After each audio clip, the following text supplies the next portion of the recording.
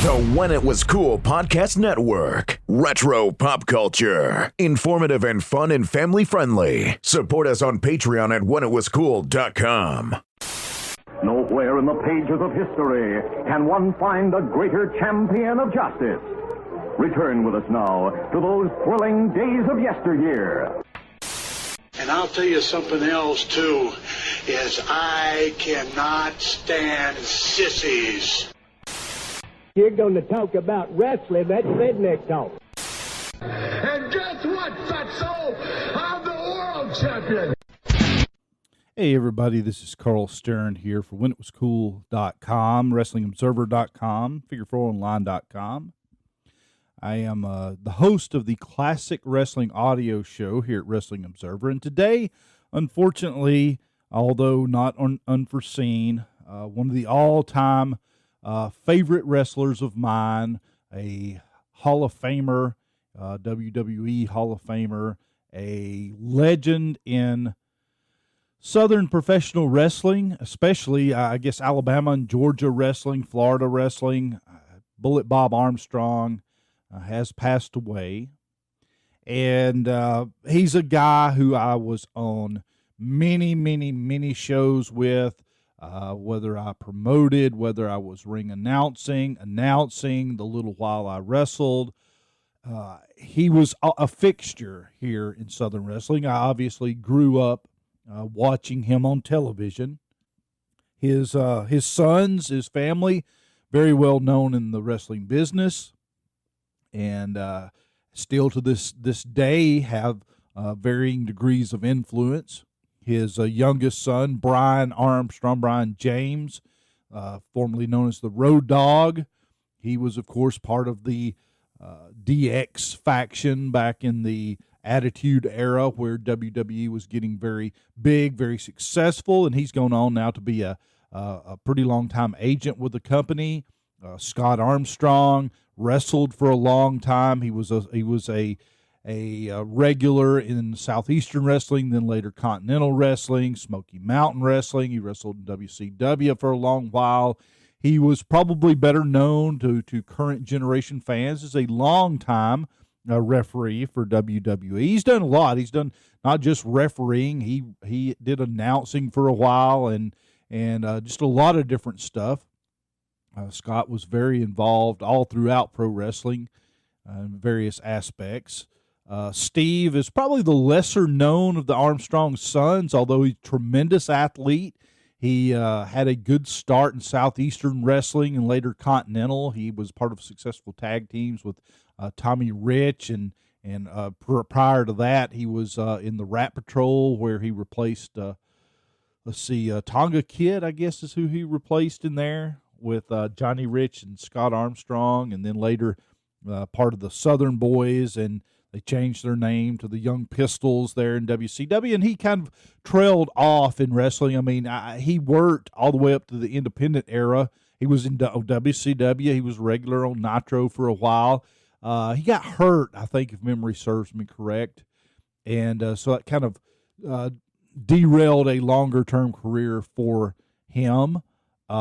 He was in WWE for a minute or two. I forgot about that. Yeah, Lance Cassidy or something like that. He had one of those gimmick names. And, of course, many people very familiar with Brad. Brad Armstrong was one of the most well-known, well-liked, well-respected in-ring wrestlers, maybe of the modern era. Everybody loved to work with Brad. Brad often got a kind of a bad rap amongst fans as being a little bit boring, being a little colorless, never really progressed much up the charts. But I'm telling you, that's not a fair assessment of Brad. Man, if you go back and watch Brad when he really peaked, to me, around 1986 or 1987 in Continental Wrestling, they were pushing him as Continental Champion, and man, he could cut a promo on par with anybody. He was on fire. Of course, in the ring, he was absolutely fantastic. I wish that Brad Armstrong would have translated into, a bigger national push of some sort. Of course, he's on the Superstation, TBS. He was even national champion there for a while, so most everybody's familiar with the various Armstrong family members. Bob was around for a long time. Now, what I'm going to do here, instead of rehashing the entire career of Bob Armstrong, which I've done many times on our shows. In fact, I'm working on a new Saga of series for my Patreons at When It Was Cool that's going to be Southeastern Championship Wrestling 1983, which to me was peak Bob Armstrong. Now, Bob was already, I guess, pushing 40 at that time, but that was the time he turned heel and was a bad guy, a thing that he really didn't like to do. He wanted to be a babyface. He was that, I mean, when you say the word like hometown babyface, like Bob Armstrong's the guy that comes to mind. But, man, he was one of the best heels I ever saw, maybe the best heel I ever saw, and I'm working on a Saga of special. So instead of treading that ground as well, what I've done, I've already obviously done a biography on Bob Armstrong before in our archive. So what I'm going to do is include that here after this opening part here. So if you want to listen to that, I did it back a couple years ago at Wrestling Observer, and so that will give you kind of his career overview and stuff. So we won't retread over that. Dave already has his obituary up in the Wrestling Observer that came out today. Again, this was not unforeseen. It had been well known, Bob, who had bone cancer, had been going downhill for a while. He even celebrated his anniversary, his 60th anniversary with his wife early because both of them were in bad shape, and she passed away first. Just a few weeks ago, she died. And so we knew probably most people, when you married somebody for 60 years and you both have advanced health problems, usually when one person goes, it's not long before the other one does as well. And I was afraid when she passed away, and Bob was very, very frail. The last few pictures I saw of him, he looked pretty weak. And that's, the Bob Armstrong spirit was always still strong. I mean, it was just a few weeks ago, he was still lifting weights with one of his sons. I mean, it's just incredible. The guy was super tough. Again, like I said, I've been live and in person and in locker rooms or whatever with Bob Armstrong many, many, many times. He worked virtually every show there was possible to work. After the territories ended and kind of the Smoky Mountain Wrestling kind of ended, I mean, that's all he did was travel working indie shows in Alabama, Georgia, Florida Panhandle, just wherever. So he was the main event draw. Like wherever you went, he was still the star, and so you couldn't help but run into him frequently. And everybody liked the guy. He was one of the people that literally nobody could say anything bad about. One of the best, most natural promos you'll ever find. Like he and Jerry Lawler are two of the most natural pro wrestlers I ever heard. And by that, I mean, obviously not scripted, but also not really playing a character. Like with Jerry Lawler, you watch him all over the years, and he just comes out there and he just speaks to you like a normal person who, if they were a pro wrestler, that's what they would say. Like if that was their job, they come out and tell you what they're going to do, how they plan on doing it, why I'm doing it this way, why I'm mad about this, why I'm excited about this. And you don't get any sense that it's a put-on, that it's an act. And Bob Armstrong and Jerry Lawler were the best at that. Bob Armstrong, for one thing, his, quote, character was that he was a former member of the Marine Corps and a former fireman turned pro wrestler. That was true. So he didn't really have to play a character. He was that guy. Now, while the action in the ring may have been, preordained, didn't matter. He wasn't really an actor. He was that guy, and yeah, they choreographed out the matches in the ring. He was very good wrestler. He was more of a brawler type, but not so far as to the Jerry Lawler end of the spectrum. He was like, he incorporated a lot of, they used to say judo. It obviously wasn't judo, but karate type moves and stuff, chops and things like that. He had a very underappreciated body charisma too. Like, he was serious. Like my dad, I remember that was my dad's favorite wrestler. He, because he was legit. Like, my dad was a no nonsense guy. He was, a hardworking dude that drove a truck for a living, and he wasn't all about silliness and fun and games. So he kind of liked wrestling, but not really any comedy wrestling at all. And so, like, Bob Armstrong was just like a dude you'd run into at the grocery store, at the restaurant, who might really fight you for a living. He was legit and so natural, and that, I think, is the takeaway from Bob Armstrong. And then, like I said, my favorite period of Bob Armstrong was in 83, or the very end of 82 through 83, where he turned heel and he just become the biggest jackass you've ever seen in your life. Like, he come across as literally the most hateable human being ever. So you had this guy, a former Marine, in 1983, mind you, keep that in mind, former firefighter, who for years had been the guy basically stood on TV and goes, hey, this guy's shown up, he's being a real jerk, he's breaking rules, he's doing very dirty things, and we're going to stand up to him, and that's what we do here, and we're going to got a championship on the line, we're going to fight for it. So he'd been that very no nonsense guy. Now here in 1983, he seemed like he was literally the guy going through a midlife crisis. He got an earring, which was ridiculous for Bob Armstrong to be wearing an earring in 1983. He grew the worst mustache you'd ever seen in your life. It was absolutely the most hateable mustache. He started smoking cigarettes on TV. I think Bob was a heavy smoker. I know he was. He was a heavy smoker anyway, but he started smoking them on TV.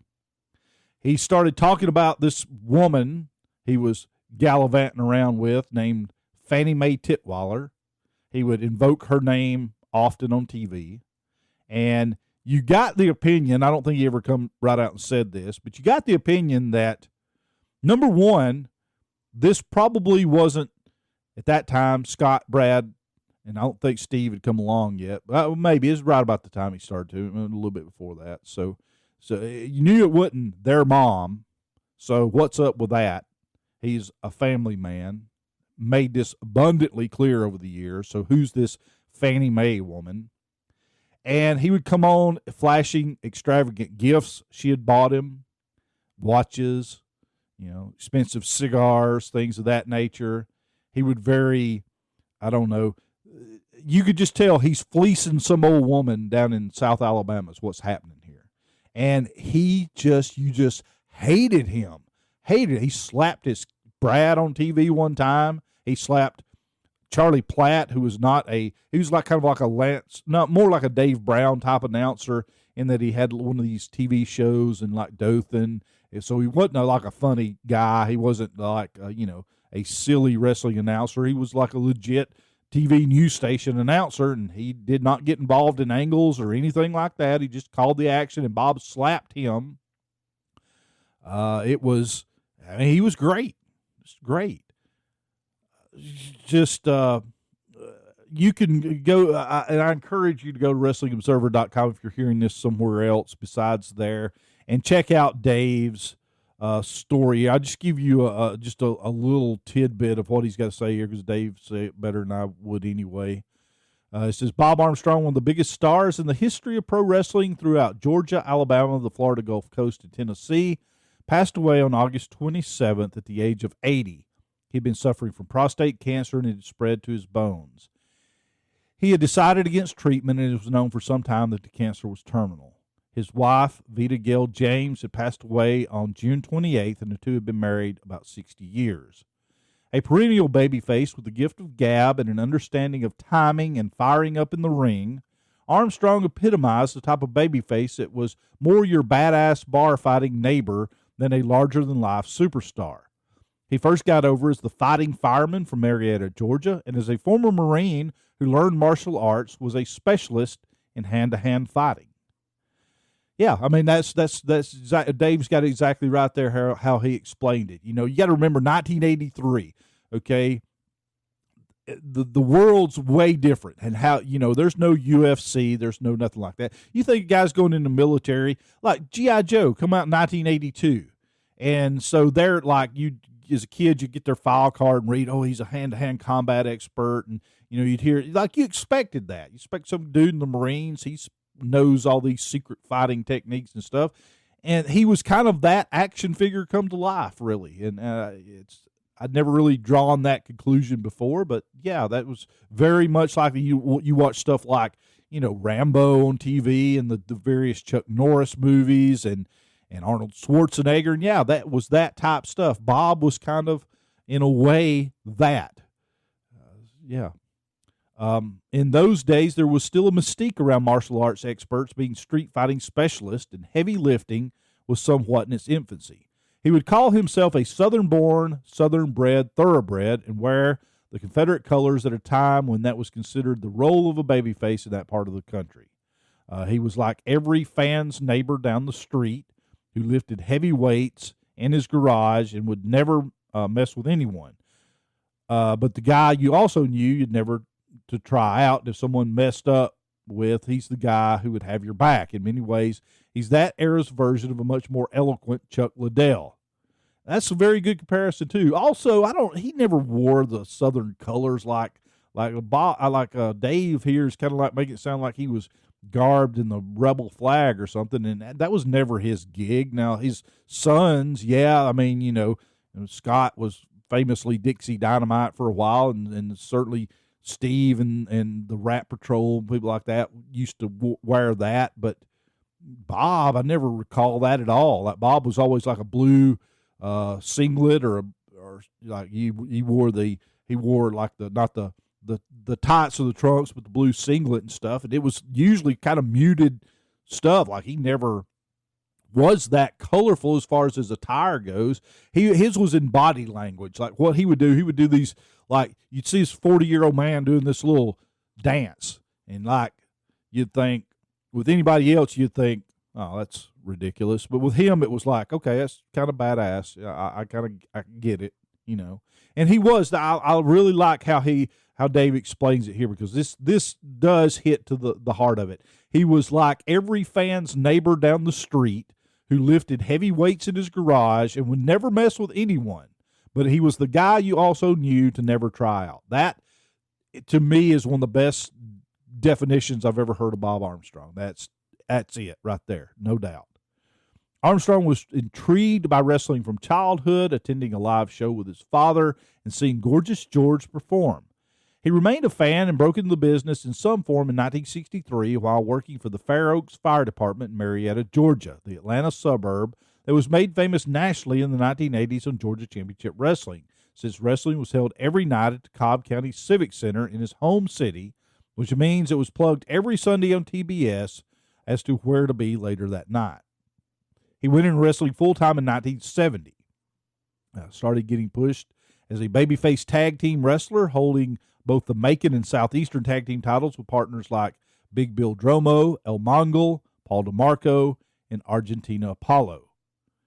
In late 1972, Georgia wrestling turned into a war zone. It started when Ray Gunkel, the area's top babyface, was running wrestling in the state. He passed away after a heart attack after a match with Ox Baker in Savannah. Then Dave goes into the whole Georgia wrestling war zone. And again, I'm not going to narrate you Dave's whole extensive biography here. You need to read that for yourself and support Wrestling Observer. Here's another little bit of biographical information, though. Born Joseph Melton James, October 3rd, 1939, he took the name Bob Armstrong because of his big arms.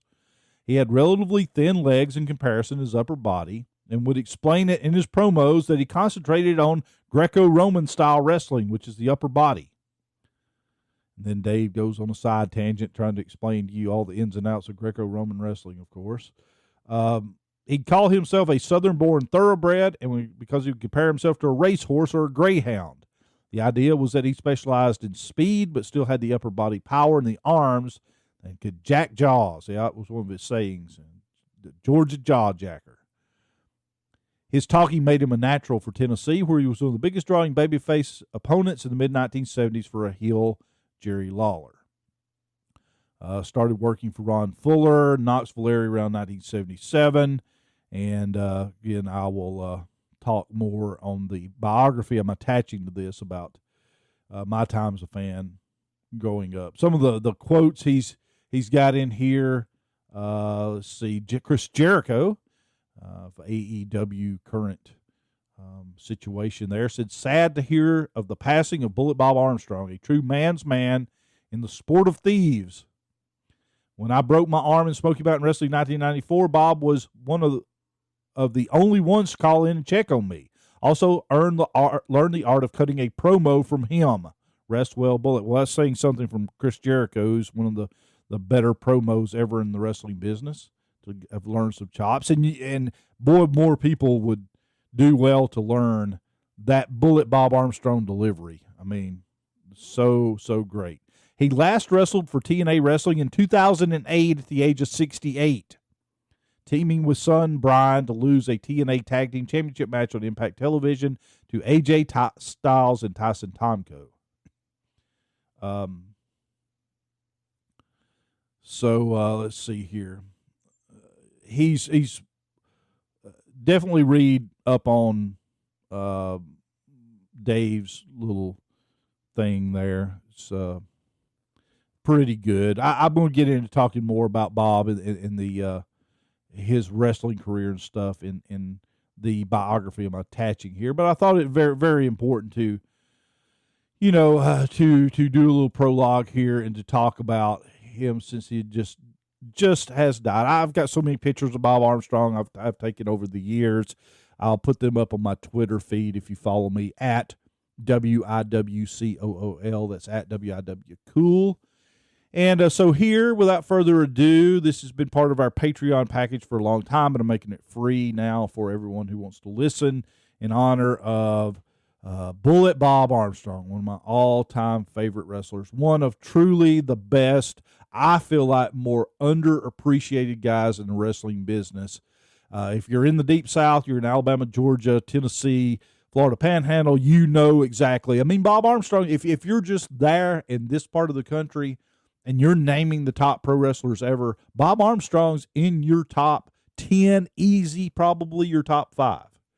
Nationally, you may think that sounds crazy. Well, I live here in, Portland, Oregon. Bob Armstrong doesn't even make my top 500. Or maybe you live in, Southern California, and Bob Armstrong means nothing to you. But let me tell you, when wrestling was regional, and it was for many, many, many decades, Bob Armstrong was incredible. I mean, he just absolutely, you would all do good, if you're not familiar with Bob Armstrong, to familiarize yourself with Bullet Bob Armstrong. One of the best. So here we go. Might not be in the Southeastern wrestling area after this week. Because, excuse me, please, let's don't talk negatively. I have a special surprise for everyone, talking about winners. Surprise, surprise. The Southeastern title is again in the stable of the Bullet and the Flame. I am the Southeastern champion, and I appreciate all the support of you fans, the letters and cards that came in. And this is for you, Fannie Mae. Solid gold, baby, just like you and me. One thing about it, it's all got to come to an end. Every time I wrestle that Tennessee stud, Jimmy Golden butts in one way or the other. The same with my friend the Flame. Every time he wrestles Golden, here comes a stud. It's just a mockery of professional sports when you try to do an honest job, carry the wrestling world with integrity on your shoulders, people butting in. You can't get a one-on-one situation. And that's why this tag match has come about. We're going to put it all in the barrel. The loser of the fall will leave town. What do you think? Exactly right. And also, more than one loser leave match is taking place in the Southeastern wrestling area. The career of the Midnight Stallion and Buck Robley are both on the line. Loser leave matches. Yes, and I want to be the first to wish Buck Robley the best of luck wherever he goes, because I know that Midnight Stallion is going to take him apart piece by piece. It's all come down to this. The Express is hot. He's tried to pull the man's mask off several times, claiming it was the Stomper. Who ever heard of such a thing? And now he's got a loser leave with him, and I think the Express was smart in getting a loser leave. They can get rid of Buck Robley. They can get rid of Buck Robley and Mr. Olympia back. They just got rid of him. He's coming right back, and he's jumping right into the fire, out of the frying pan into the fire, trying for the Alabama title against Man Mountain Harris, a man as big as a mountain. You know, we've heard your comments about this situation between you, Fuller, Golden, and the Flame. Let's take a look at some action, and a picture is worth... Let me kind of explain. Here you can see Bob Armstrong's hand raised in victory. The Tennessee stud made the futile mistake of challenging me to a cage match, and here you can see Bob Armstrong, the winner. I'm trying to get out of the ring now. The referee was a little slow in getting the cage door unlocked because we had it locked. And right here, you're going to see that he starts to get out of the ring, and he trips over that second rope, and he's going to fall right on his face here. I'm trying to help him out. The referee falls on his face. The Flame, luckily, was there to catch him, or the man might have been severely hurt. And now the Flame is getting up to congratulate me, and here comes Jimmy Golden with some kind of foreign object. We were locking the cage only to protect ourselves. Jimmy Golden had something in his hand. It was shiny. I could see it. It was obvious the Flame was down at ringside before your hand was raised in victory. He came down to congratulate me only, Charlie. Now, you said a picture's worth 1,000 words. Watch this. We go over to try to get the Tennessee stud and bring him around. He starts wanting to fight, so we have to fight. We have no other objective but to fight. Here comes Jimmy Golden, who's very good with his fist, as you'll see, knowing nothing about wrestling. That's why I beat him for the Southeastern Wrestling Championship. And here you can see Mr. Golden's going to have to pay the price, too. When you lock yourself into a cage with a bullet in the flame, you're going to have to take the consequences. And right here, we were fixing to put the quietus to him, teach him a final lesson. And here the Tennessee stud, in one last breath of energy, illegally takes me off the rope. Now watch this move right here. He's going to drop me back, tried to break all my ribs. It's a dark. Let's get out of that film. I think we've seen enough, right? Let's get out of that film. It's just things like this that have brought about this tag match. The loser of this fall in this tag match between the Flame and the Bullet, the stud and Jimmy Golden, will leave Mobile. And Flame has a special match in Pensacola tomorrow night, kind of like killing two birds in 1 week. Hey, everybody. Welcome to the Dragon King Carl Classic Wrestling Audio Show. I'm your host, Carl Stern. Thanks a lot for listening to the show.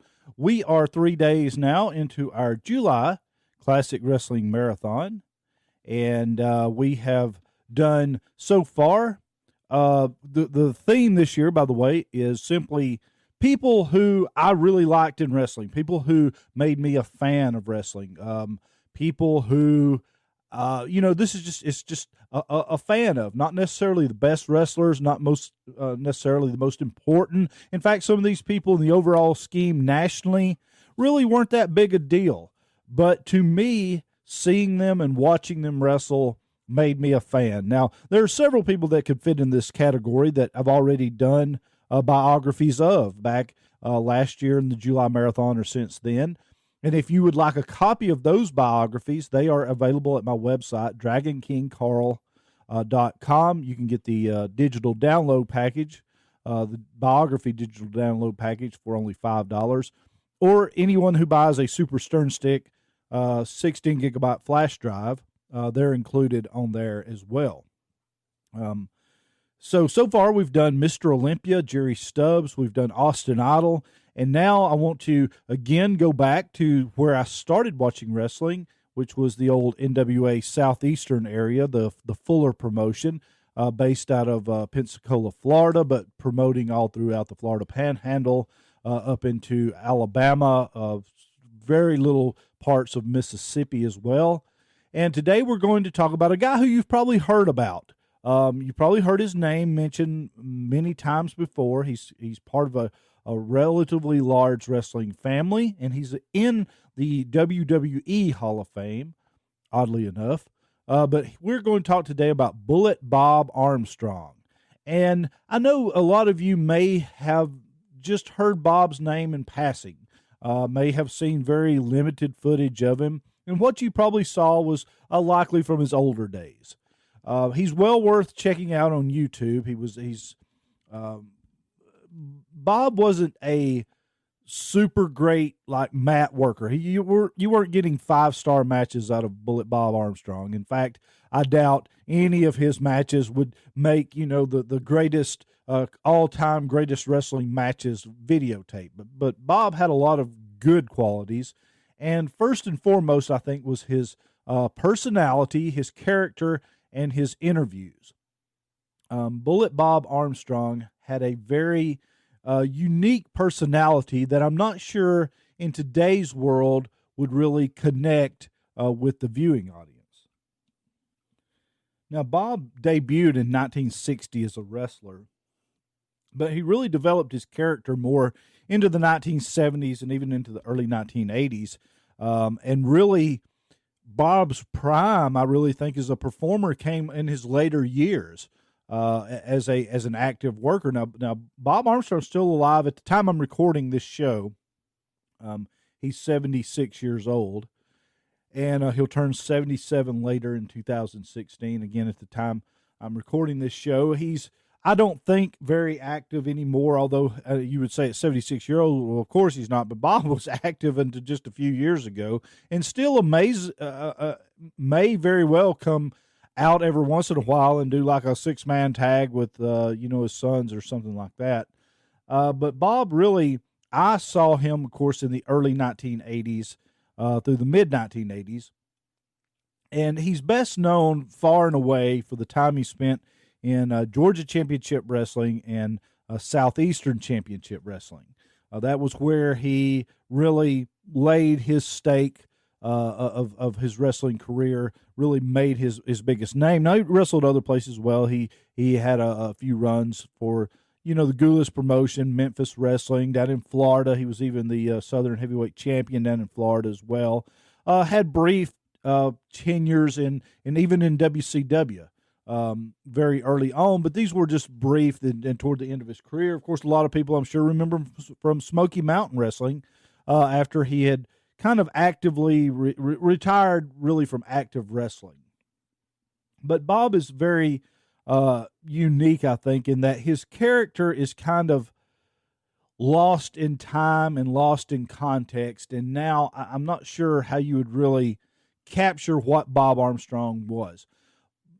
You've got to travel back to the 1970s and the 1980s, and you have to travel to the Deep South, to Georgia, Alabama, Florida, and understand the type of atmosphere, the type of community that the Deep South was at that time. It was largely blue collar. I mean, this is by no means was this area a technology center. This wasn't the big bustling cities. This was a lot of rural folks, a lot of true dyed-in-the-wool kayfabe wrestling fans who still, even into the 80s, believed it was real.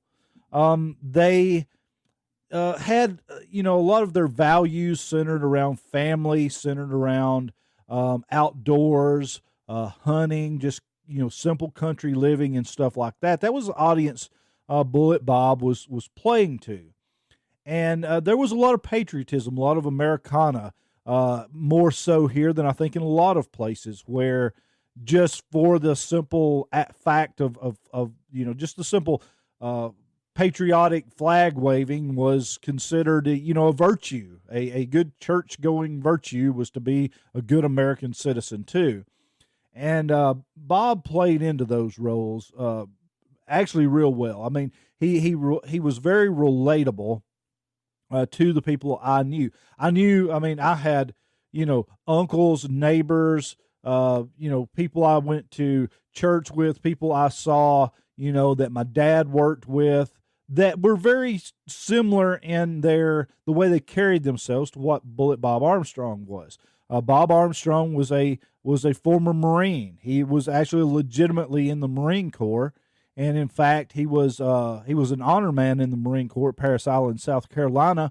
And one of his sons, the Road Dogg, Jesse James, Brian James, later did the same exact thing at the same exact place. He was in the Marine Corps also, and held the same position there at Parris Island as his father did. And he said it was really an honor for him to do that. So you got this guy who was he was in the United States Marines. He came back home to Georgia, joined the fire department, was a full-time fireman there in Cobb County, Georgia, for several years into the 1960s. But he started wrestling part-time there in the 1960s. He was really influenced early on by Gorgeous George. Anytime you talk to Bob Armstrong and ask him, how did you get started in wrestling? What influenced you to get in wrestling? He always brings up Gorgeous George. So as a kid, clearly Gorgeous George made a impression on him. And while you don't necessarily see a lot of Gorgeous George's gimmick in Bob Armstrong, if you look close enough, there are similarities to their interview styles. Bob just kind of refined it to what his character was. And he was, he was a tough guy. He wasn't super big, but he was in great shape. And he was a fighter. And his character was all about, fighting from the heart, just staying in there, having guts and, fighting through it. And it was a lot of these real simplistic, kind of, hard-working, blue-collar American values for that time period. And it really related very well to the audience he was playing to. And again, it's not something that I think you could do today. I don't think that attitude and mentality exists anymore. Even here in the Deep South, that's largely a relic of the past. So I don't know that Bob's character can really, if you just go on YouTube and watch some of his stuff now, I don't know that part of it is going to compute with younger viewers. But one thing is universal. Even if you can't get what he was, the character he was aiming to be, you can see clearly he was an outstanding interview. His interviews were very intelligent, yet they weren't wordy or talking over people's heads. They had a lot of psychology in them. And again, in the ring, he really wasn't anything that special. I mean, he was pretty much a puncher and kicker. His wrestling holds, for the most part, were, the sleeper and the figure four occasionally, and maybe an abdominal stretch. But it was mostly brawling. I mean, it's very, if you saw Jerry Lawler in his heyday, honestly, Bob Armstrong wasn't far off that model as far as what his in-ring work was. And when Bob was a babyface, he was that prototypical fiery babyface. When you hear, I'm sure you've heard the terminology a lot, especially if you listen to like Steve Austin's podcast or something. He often refers to the white beat babyface and stuff, and fiery comebacks. And if you think, Ricky Morton or something like that, or Ricky Steamboat and Tommy Rich, I mean, that Bob Armstrong was very much in that same vein. He would take a beating and then make this fiery against all odds comeback and to win in the end. And that also, translated very well for his character. The come from behind, blue collar, fight for everything you get personality. You can't mention Bob Armstrong without mentioning his family. He had a rather large family, many of which ended up getting involved in pro wrestling. Of his sons, there was Brad, Scott, Steve, and Brian. And the youngest of which was Scott, I believe. Scott's the oldest. I'm sorry, the oldest son. Scott still to this day is a referee for WWE.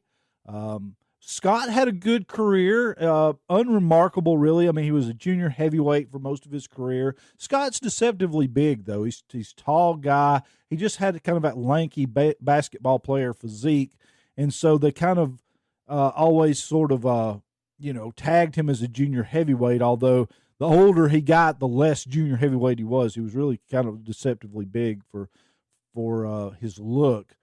Scott was a good worker. He was probably, he's a lot better worker than people give him credit for. I mean, he too had a lot of that same Bob Armstrong punch and kick wrestling, but he was a lot quicker than Bob, and he was a pretty fiery baby face in himself. Of course, the son, I think most people reflect on as being the best, quote, in-ring worker was Brad, and certainly Brad was an incredible worker, and he passed away a few years ago of a heart attack at relatively young age. I think he was around 50 years old or so.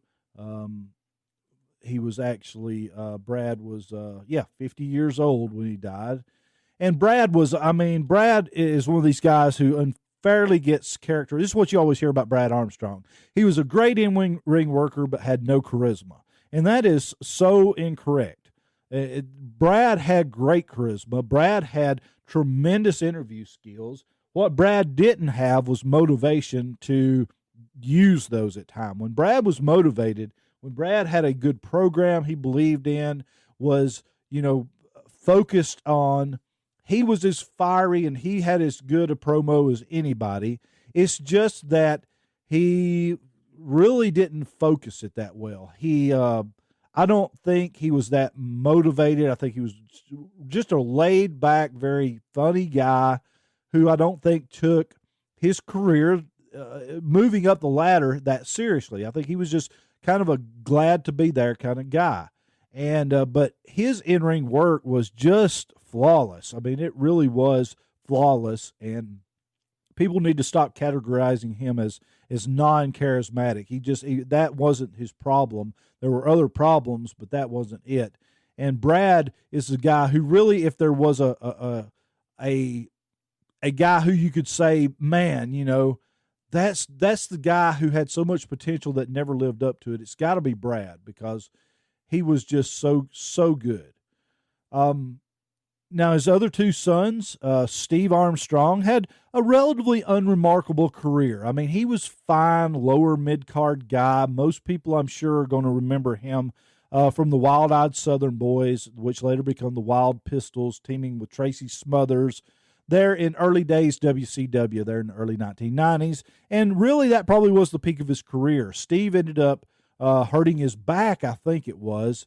And he battles some substance abuse problems. In fact, more than one of the Armstrong boys had some substance abuse problems that later they seemed to beat. They later seemed to get past that. And Steve's a guy that, now, to me, Steve didn't have that much charisma. He really wasn't very charismatic at all.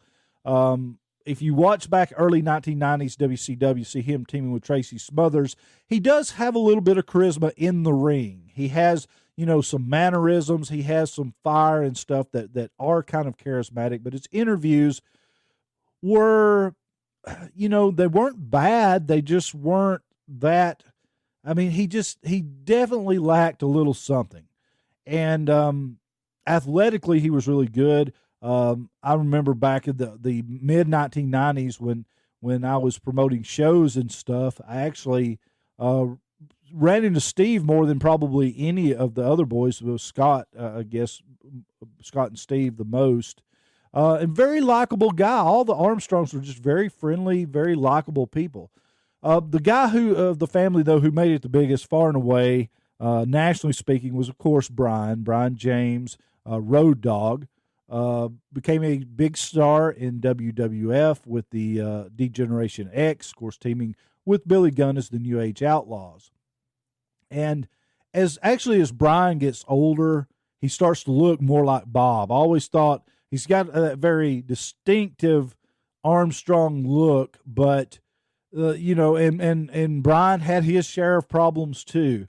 And he's managed to get those behind him as well, and put what seems to be like a pretty good life together for himself, and that's quite wonderful. But all of his sons really were different in a lot of ways from their dad, from Bullet Bob and his character. Bob was really more. I mean, he played more to the Southern lifestyle of just simple hunting, fishing kind of guy than his brothers, than his sons ever did. Now, Bob's big programs, his career feud, if you were to characterize it as that, would have to be against two people. It would have to be against Ron Fuller, the original Tennessee Stud, Robert Fuller's older brother, the owner of the Southeastern promotion, owner of the Knoxville promotion, and Ric Flair. Ric Flair, of course, was a great foe for Bob Armstrong, because everything Bob Armstrong was about the Southern blue-collar, all-American guy, Ric Flair, was the opposite. He was the flashy, flamboyant, rich, women in your face. I'm the world champion, better than you. Bob Armstrong was humble. Ric Flair was flamboyant and arrogant. And it was a great dynamic, and it worked real well. And it's a shame that Southeastern Wrestling was so low on the radar as far as nationally speaking, because I think a brief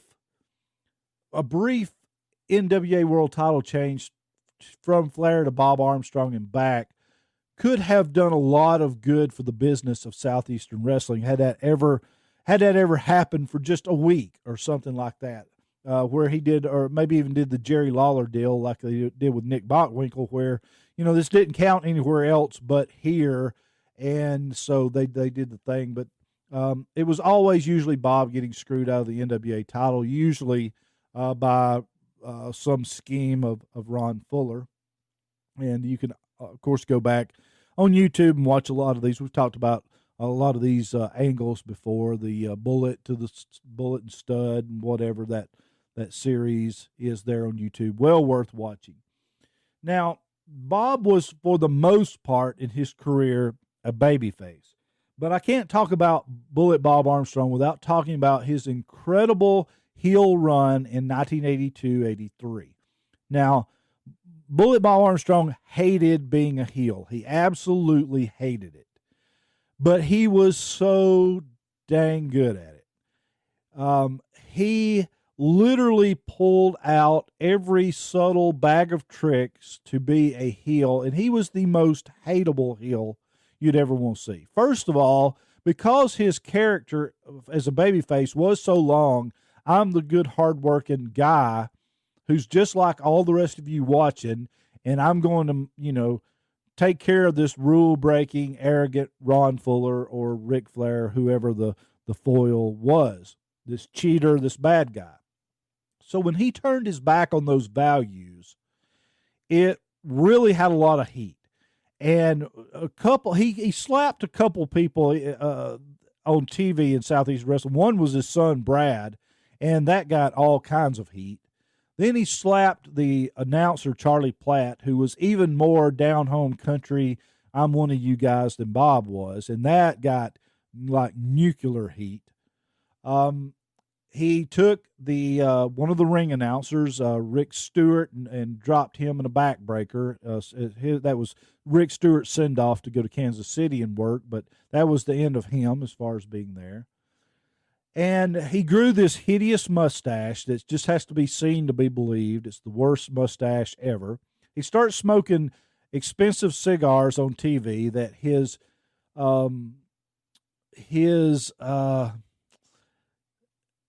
girlfriend's not the right word. He always implied, basically the way I always took it was he was fleecing this old rich woman somewhere from South Alabama. Her name was Fannie Mae Tutwiler. And she would always give him gifts, and he would show them off on TV, and she bought me this expensive Cuban cigar and this nice watch and all this stuff. And, I mean, while he never came out and said it, was certainly implied that he had found some old woman that he was taking to the cleaners, and, you could kind of see through it that he had, he was making light of her on TV.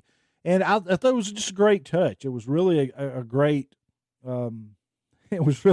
touch, and got such heat. I mean, he was such a great bad guy. He really was. The problem, I think, was that Ron Fuller wasn't that great a good guy. He wasn't that great a babyface. Ron Fuller was a tremendous heel, just tall and obnoxious and animated and sneaky, and he had absolutely the psychology of being a heel down. He wasn't that good a babyface, though. Bullet Bob really needed a better babyface to play off of. Of course, they had Austin Idol, but very few people down there got along personally with Austin Idol, and the dynamic just wasn't that good there. Austin Idol was another flamboyant guy. They needed another down home kind of, I'm one of you kind of guys, like a Ken Lucas or something like that, even though he was pretty late on in his career there. Honestly, it would have been great for the Bob Armstrong heel character would have been a great antithesis for Jerry the King Lawler had Bob brought that character to Memphis. It would have been, I think, just incredible. Or somebody like Dusty Rhodes, that would have been, oh my gosh, that Bob Armstrong heel character transposed down to Florida where Dusty was so over the top popular, that would have been huge, huge business. But Bob didn't stay a heel for a long time. He turned back babyface. He nearly lost his life and the dates of this thing are all over. I don't know why you can't pin an exact date down to this. I see it all over the place. I say it was 1983, but people who are far smarter than me say it was in 1984. And so I'll take their word on it. But Bob was almost killed in a weightlifting accident. He had a very bad, horrible weightlifting accident. He was working out with a couple 100 pounds, and I don't think he was on a bench press. I think he was doing something else that involved a bench. He had a couple 100 pounds, and the bench he was on broke. And his son, Brad Armstrong, was there. Ronnie Garvin was either there or close by, so was Pistol Pez Watley, because those are the ones who actually took him to the hospital. But I think the only one actually right there where it happened was Brad Armstrong. And it crushed his face and literally, I mean, not figuratively, literally tore his nose off of his head, completely off. Had to be reattached surgically. So they rush him to the hospital, and he spends months recovering. And, of course, it being 1980s pro wrestling, of course they used it for an angle. He was doing an angle in Georgia with Ted DiBiase where they said that Ted DiBiase had come in the weight room and attacked him and busted his face with the weights and stuff. I don't know if that feud ever paid off. I don't know if there was ever anything. I didn't get to see it at the time. I don't think it did. I think it just, that was it, because Bob next comes back to Southeastern, and I don't think there was ever any follow-up with Ted DiBiase. In fact, I think Ted maybe turned babyface back while Bob was out. But they did use it as an angle in Southeastern wrestling for Ric Flair. Now, they vaguely implied that Ric Flair had paid Ted DiBiase to do this attack. Now, Ted DiBiase was not a Southeastern wrestler. He seldom wrestled there. He may have wrestled for Southeastern 4 or 5 times at the most.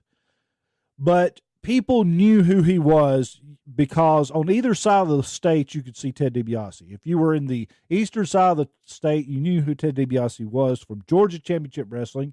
And if you were in the southwest part of the state, you knew who he was from Mid-South Wrestling. So aside from just maybe a few people in the northern end of the state, you knew who Ted DiBiase was.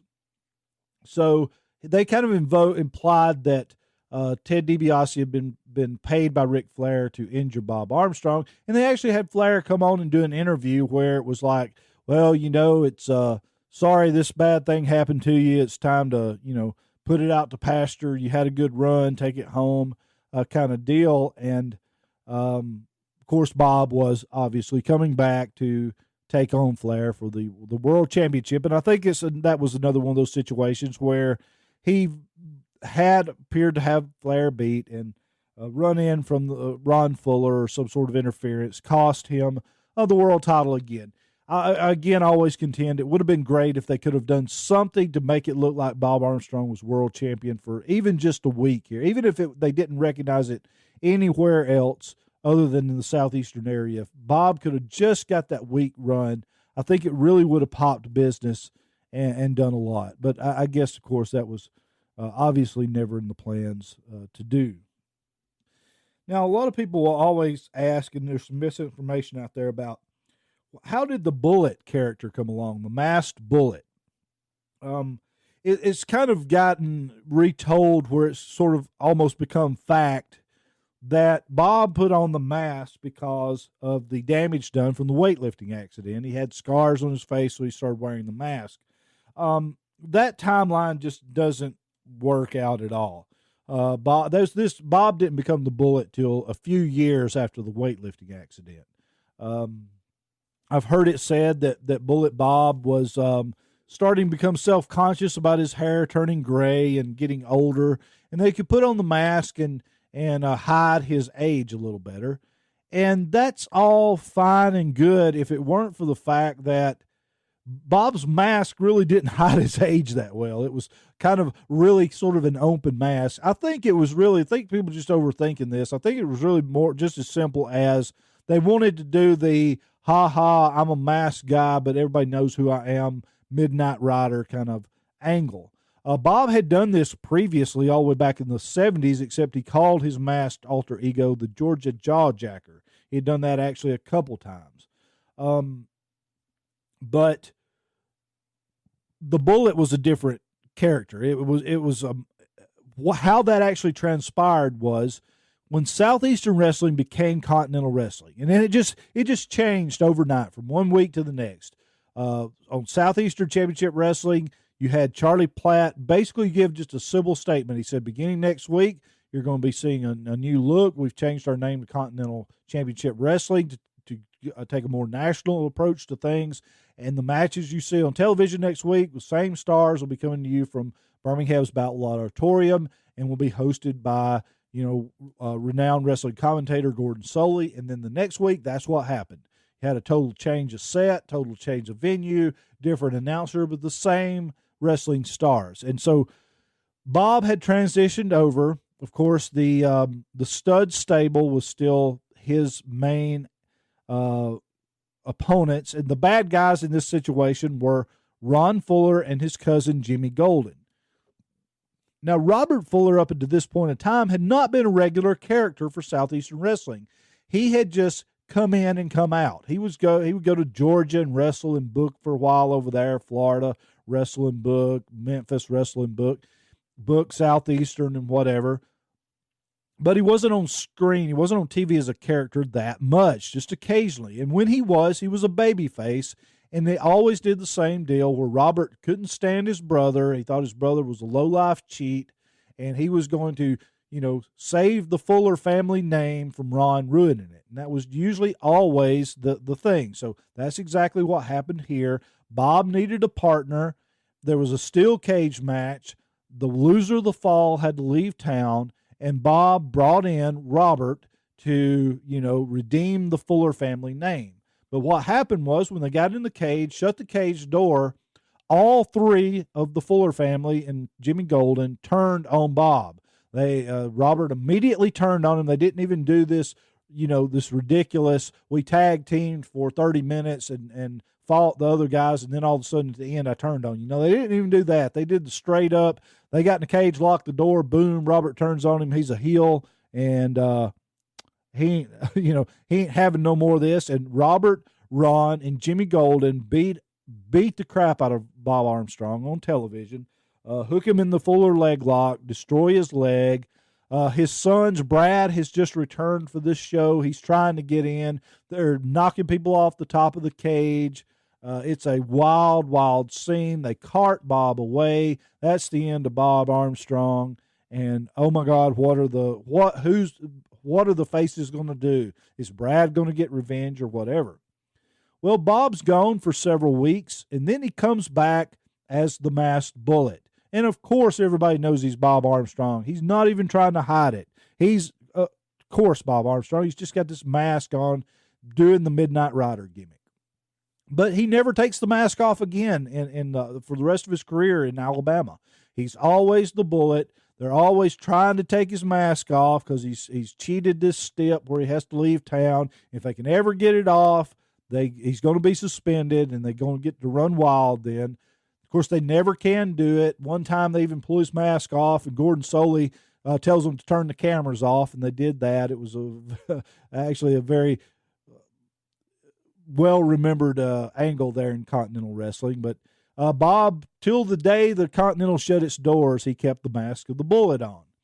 Up in Smoky Mountain Wrestling, now he didn't. He took the mask off up there and was just Bob Armstrong. But hey, even into the 2000s in Alabama, Bob kept the mask on. I was working independent shows with him up until early 2000s, be like 2008 or 9. And there was Bullet Bob with the bullet mask on, working shows. You know, he was still in Alabama. He never did unmask. Even to this day, he hasn't unmasked inside the state. So, I mean, he lived the gimmick, that's for sure. Even though, I mean, there were times, like for Wrestle Birmingham on TV, they were just straight up calling him Bob Armstrong. They weren't even pretending anymore, but there he was with the mask on. You remember, a lot of people may remember he came into TNA for a while and was did a commissioner deal down there, and even did like the masked bullet gimmick down there. They might have used the jaw jacker gimmick, I can't remember, but either way, it's the same deal with Steve Armstrong under that for a minute or two. Back in the days, if that even registered in your mind from something TNA wrestling did, believe it or not, it sounds. When you think about TNA wrestling, you say Bob Armstrong, Steve Armstrong doing that gimmick, that sounds totally preposterous, but I swear it actually did happen one time. Bob basically just faded on out of wrestling. He would start taking less and less dates. Of course, Scott went on to WWE, where he's been a referee up there for a long time. Brad retired out, but he did come back to the independents and start doing some independent dates before his death. Steve got hurt and ended up not really doing that much for a long, long time. I think he has took an independent booking, maybe one or two, but he's been very limited involvement in that. And of course, Brian James, Road Dogg, is still with WWE as an agent up there. Again, at the time I'm recording this, and I'm recording this earlier than July, obviously, as I try to put these biographies all together so I can build myself a little time in. Bob's still alive, 76 years old right now. He was born October 3rd, 1939. Again, he made his debut in 1960 and wrestled well into his 60s. And I'm still not sure Bob don't take a date occasionally, although obviously he's not doing very many one-on-one matches anymore. Bob's wrestled. I mean, he started, I think the first NWA World Champion he wrestled was Jack Briscoe, and he wrestled pretty much every one of them up through Ric Flair. So, he was always the top babyface contender in the different places in the Mid-South. And, I don't want to downplay the time he spent in Georgia either. It's just I didn't get to see that much of it at the time. Going back and watching his interviews, whether it's in Georgia or whether it's in Southeastern or Continental, it's hard to beat a good Bullet Bob Armstrong interview. He really knew his character. He really knew his gimmick. And he will forever, I'm sure, be my favorite heel. Even though he hated it with a passion, it was my favorite heel. Just some notes here to go over in case I missed anything, and this will kind of actually cover the TNA stuff I talked about. Armstrong appeared on as one of the legends there on the first episode of Total Nonstop Action pay-per-view, June 26, 2002. He was again one of the legends there. On December 3rd, 2005 episode of TNA Impact, Bob Armstrong returned to TNA, congratulating the newly formed 4 Live crew on their unity. However, at Turning Point, on December 11, 2005, the 4 Live crew disintegrated, with Conan betraying fellow members Kip and B.G. James. Of course, that was his son, Brian James. Armstrong declared that he would reunite the crew and unsuccessfully petitioned for the 4th member, Ron Killings, to that effect on December 24th episode of Impact. 1 week later, Armstrong tried once more to reform the group, this time approaching Conan, apparently willing to negotiate. Conan led Bullet Bob backstage, only for Armstrong to be ambushed and beaten down by Conan's newly formed stable, the Latin American Exchange. One of the best things TNA ever did was a Latin American Exchange. Footage from Armstrong's knee injury surgery from earlier that month aired on Impact. In January 2006, with the kayfabe explanation that the assault at the hands of LAX had necessitated the surgical repair of Armstrong's knee. And against all odds, on February 12, 2006, Kip and B.G. James, the James Gang, faced the Latin American Exchange with BG intent upon avenging the harm done to his daddy. The James gang was victorious but ambushed by LAX after the match. They were saved when the returning Bob Armstrong entered the ring and chased LAX away.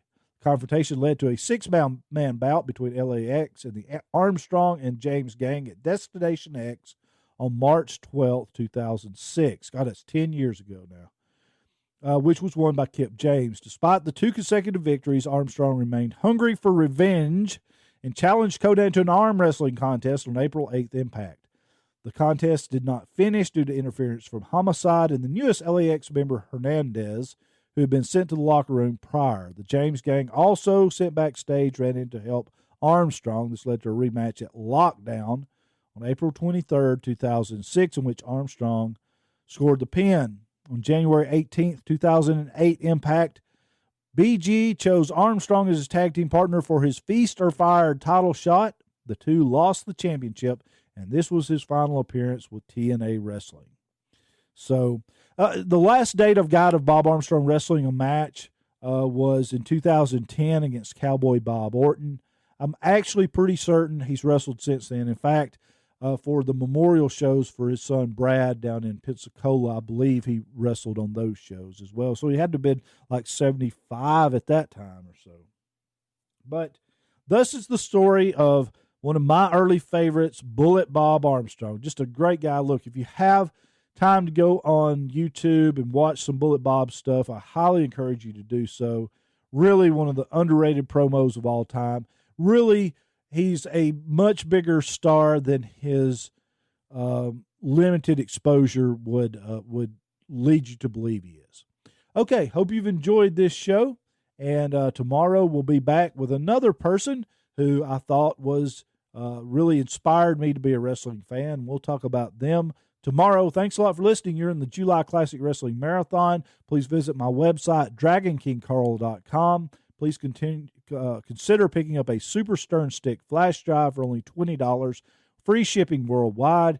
If you'd like just the biography packs, well, they are available for digital download off my website as well, DragonKingCarl.com. Thanks a lot for listening. You're just starting to get back some of what you've been dishing out all these months. You've been hurting people, punching, gouging, kicking when they're down, everything you could do, but you're starting to get a little bit of it back. And I, for one, am tickled to death, brother, because ain't nothing make me so happy as to run you completely out of Georgia. To let everybody see you get on that Greyhound and wave bye-bye, brother, because professional wrestling has no place for you.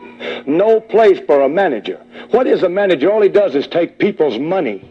But I'm going to tell you something. Tonight in Marietta, Georgia, me and the AA boys, Anderson and Armstrong, are coming to Marietta tonight. It's a handicap match, that's for sure, but brother, with you in there, it makes 2 to 2.5. And we're going to take up these fists. We're going to put tape all around them. It's going to be a tape fist match, brother. There's going to be some eyes open, some ears swelled up, some nose pop. Somebody's going to get hurt in my hometown, brother. And if I get close to you, Heenan, I'm going to jack your jaw. One thing for sure, Bob Armstrong means business. Well, there's no question about that. We both do. Like I said before, the only way that you're going to stop us is stop the whole state of Georgia. It doesn't make a difference if me and Bob or me and Hanson or me and Tommy or my brother and myself. Whatever the combinations might be, you'd better be sure of this, that if Heenan or Superstar Cox, Ladd, or Mr. Shaft show up, they're going to get just that. They're going to get just what Mr. Shaft's name implies, the Shaft. And it's going to be done with this guy right here. To my left at 200.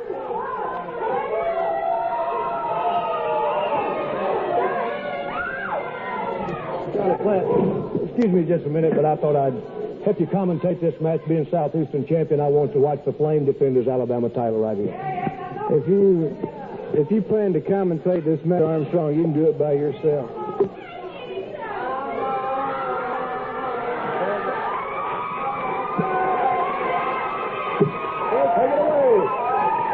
Ladies and gentlemen, this match, one fall, a 15-minute time limit, Alabama state title on the line.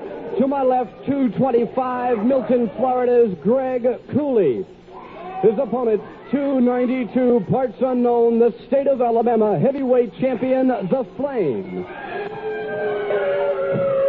Well, I'll just watch the Flame. Mr. Plant saw fit to leave me. I'll just show him that I can do a better job than him. At least the people can understand me. I don't sound like Country Charlie Plant out here going to talk about wrestling. That's redneck talk. Maybe you folks can understand wrestling a little bit. Right away, I'd like to say that I think the Flame's got a lot of guts for putting his title up right here on TV. And I see Rick Stewart. This is an unusual circumstance. Yeah, it's very unusual. I've excused Charlie Platt, and you can go, too. If he wants me to commentate by myself, I can handle it, Rick Stewart. Go find the TV and listen and find out how to commentate a match. A beautiful move by the Flame there, and a headlock took the man right over. What guts this Flame has got, putting his title up right on TV. Just like Fanny told me the other day. She said, Bullet Baby Bob has a new vocation now. I will comment this match. Now, here goes Mr. Cooley. He's trying a foolish effort here, trying to outpower a man like the Flame. Need I say more? A picture is worth 1,000 words. A beautiful move by the Flame. You know, the Flame's a lot like the Bullet. He moves with the grace and speed of a gazelle. He weighs close to 300 pounds and moves like a lightweight. We trained together, and I know what this, which is perfectly legal. And here he throws the man in. Let's see what he does. Oops, there's that double chop. It looks like another 1, 2, 3. Another win for the Alabama champion. And, man, what a man with intestinal fortitude. And for you rednecks, that means guts. Let me see if I can get him over here a minute. Come over here a minute, Flame. Come over here, son. That was a great match. A real great match. I'll tell you, that Flame is a champion, true deserving of the fans' admiration. And, brother, let me congratulate you on a fantastic match. Thank you. One thing about it, I'll ask the Flame. A lot of people have asked about Miss Fannie Mae Titwaller, and I did introduce the Flame to Miss Fannie Mae Titwaller. What did you think about Miss Fannie Mae, Flame? One of the most gorgeous women that I've ever met. Excuse me, please. Let's don't talk negatively. Speaking of winners, surprise, surprise, WhenItWasCool.com is your home for retro pop culture articles and podcasts. To all our patron supporters, this is for you, Fannie Mae. Solid gold just like you and me. Family friendly and fun. WhenItWasCool.com.